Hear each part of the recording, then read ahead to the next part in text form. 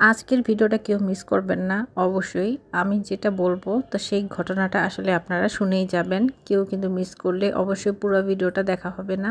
তবে যাই বলছিলাম, আজকের রান্নাবান্নার ভিডিও আমি যতটুকু পারিছি আমি শেয়ার করেছি। তো রান্নার মাঝখানেই শুনলাম মেহমান আসছে। তো এই হচ্ছে রান্নার আমার আগের ভিডিও। তো আগের ভিডিওতে আসলে আমি রান্নার মাঝখানেই যদি শুনি মেহমান আসছে, তখন আর তাড়াহুড়া করে কি রান্না করব। তো আমি আগেই যা যা রান্না করেছিলাম সেই ভিডিওটার সাথে আর মেহমান আসলো আর সেই সাথে আমি আজকে কি রান্না করলাম। তো এখানে হচ্ছে মশলাটাকে খুব ভালো করে কষিয়ে নিয়েছি। তো রান্না করতে তো সবাই জানেন কি মশলা দিয়ে রান্না প্রথমে কষিয়ে নিতে হয়। তো এখানে হচ্ছে আমি আবার ভাববেন না মেহমানদের জন্য আমি বট রান্না করতেছি। তো এই ভিডিওটা হচ্ছে আমার আগের, মানে যেদিন মেহমান আসবে সেদিন আগের। তো আমি এই আইটেমগুলো করেছিলাম। তো এখানে হচ্ছে বটটাকে খুব সুন্দর করে আমি সকাল থেকে আসলে রেডি করে নিয়েছি। তারপর হচ্ছে আরও কি রান্না করেছি। তো বটটাকে খুব সুন্দর করে আমি কষিয়ে কাশিয়ে একদম এইভাবে করে রান্না করলে না ভীষণ মজার হয়। আসলে আমার কাছে অনেক ভালো লাগে। তো সুন্দর করে কেটে তারপরে হচ্ছে বটটাকে আমি আবারও সিদ্ধ করে পানি ঝরিয়ে ফেলে দিয়েছি। তারপর মশলার সাথে কষিয়ে এইভাবে করে রান্না করে নিচ্ছি। আর জানেনই তো বট রান্না করতে একটু সময় লাগে। তো এই জন্য হচ্ছে কষানোর পরেই কি করতে হয়, আসলে পানি দিয়ে রান্না করতে হয়। তো পানি দিয়ে আর কি ঢাকা দিয়ে দেব। আরও সেই সাথে আমি আর কি আইটেম করা হয়েছে তো সেগুলোও শেয়ার করছি। অ্যাকচুয়ালি আমি যেটা নামিয়েছিলাম তো সেগুলি হচ্ছে গরুর যে মগজ থাকে সেই মগজটাও কিন্তু আমি নামিয়েছিলাম ফ্রিজ থেকে। তো এই হচ্ছে বটটাকে কষিয়ে এভাবে পানি দিয়ে আমি একদম অলরেডি সেদ্ধ করতে দিয়েছি।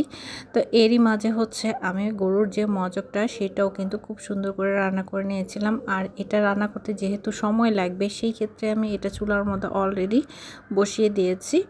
আর আমি যা যা রান্না করব বন্ধুরা, আর এখানে খুব সুন্দর করে মশলাটাকে কষিয়ে নিয়েছি। আসলে আমার এত কিছু ভিডিও করা সম্ভব হয় না। আসলে যারা রান্না করেন তারা কিন্তু জানেন এই ধরনের রান্নাগুলো কিন্তু একটু পেচিকুচি হয়ে থাকে। তার মানে একটু সময় ধরে ধৈর্য ধারণ করে রান্না করতে হয়। যেহেতু পরিষ্কার পরিচ্ছন্ন করতেই কিন্তু এগুলোর মধ্যে সময় চলে যায়। মশলা কষাতে যতটুকু সময় লাগে তার চেয়ে বেশি সময় লাগে আসলে আয়োজন করে রেডি করে নেওয়ার জন্য। তো এখানে হচ্ছে মগজের যেই রগগুলি সেগুলি আমি সুন্দর করে বেছে নিয়েছিলাম। তারপর হচ্ছে মশলাটাকে কষিয়ে কাঁচামরিচ আর ধনিয়া পাতা দিয়ে এইভাবে রান্না করব। আর একদম জোড়া জোড়া করে ফেলেছিলাম। তো এই যে দেখছেন রান্নাটা কেমন হয়েছে। আমার হাতের রান্নাটা নাকি অনেক মজার হয়েছিল। যারা যারা খেয়েছে আসলে রান্নার মাঝখানেই এই তো আমার রান্না শেষ। তারপর হচ্ছে আমি ভাতটাকে বসিয়ে দিয়েছিলাম। তো হঠাৎ করে শুনলাম আসলে মেহমান আসবে। এই তো দেখেন যে এখানে হচ্ছে পাঙ্গাস মাছ। তো পাঙ্গাস মাছটাও কিন্তু আমি খুব তাড়াতাড়ি ভাজা মানে ফ্রাই খাবে, তো এই জন্য হচ্ছে ফ্রাই বসিয়ে দিয়েছি। আর সেই সাথে হচ্ছে চিকেনটাকে আমি এইভাবে একদম দেশি মুরগির যে চিকেন সেটাকে আমি একদম ঝাল ঝাল করে রান্না করেছিলাম সাদা করে। তো ঝাল ঝাল করে কি মানে হচ্ছে কাঁচামরিচ বেটে আমি রান্না করেছি। একদমই অনেকটাই সুস্বাদু হয়েছিল। আর সেই সাথে হচ্ছে এই মাছগুলি কেটে নিয়েছিলাম তাড়াতাড়ি করে, যেহেতু মেহমান এসেই পড়বে। তো সেই ক্ষেত্রে হচ্ছে আমি রূপচাঁদা মাছগুলি এভাবে ভেজে নিচ্ছিলাম। আর আরও যা যা রান্না করছি বন্ধুরা আমি সেগুলোও আমি আপনাদের সাথে শেয়ার করব। সেই সাথে হচ্ছে আমি চাটনিও করেছিলাম, পেঁয়াজ, রসুন, কাঁচামরিচ, ধনিয়া পাতা, পুদিনা পাতা, সেগুলি হচ্ছে আমি হালকা একটু ফ্রাই করে তারপরে লবণ দিয়ে আমি চাটনিও করেছি। আর এখানে রূপচাঁদা মাছগুলি সুন্দর করে ভেজে নিচ্ছিলাম। আরও যা যা আইটেম করেছি এই হচ্ছে পোলাও। তো পোলাওটাও কিন্তু আমি বসিয়ে দিয়েছি একদম তাড়াহুড়া করে।